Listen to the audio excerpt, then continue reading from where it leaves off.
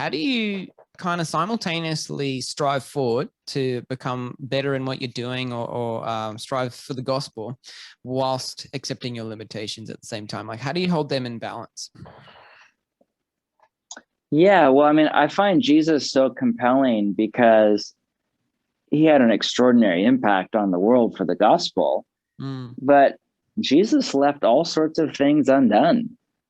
He came and Israel was living under the oppression of the Roman Empire. He mm, left and Israel was still living under the oppression of the Roman Empire. yeah. He came and large swaths of Galilean peoples were living hand to mouth in poverty, and he left and large swaths of Galilean people were living hand to mouth in poverty, Yeah. Yeah.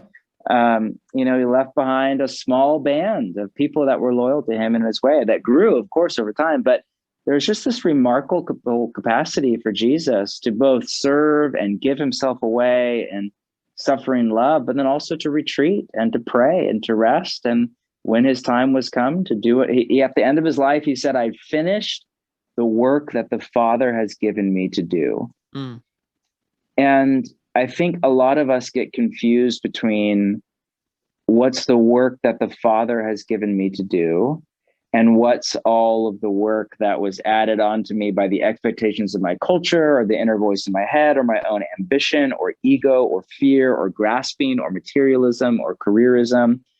And so I think the more time we can spend in prayer and in discernment with our closest friends and community, just asking God, like, what's the work that you've given me to do? Almost always, my stress and hurry and overload comes from me taking on work that was not given to me by the Father. It mm. was given to me by my own ego or fear, or overcommitment, or expectations of other people, or any number of things.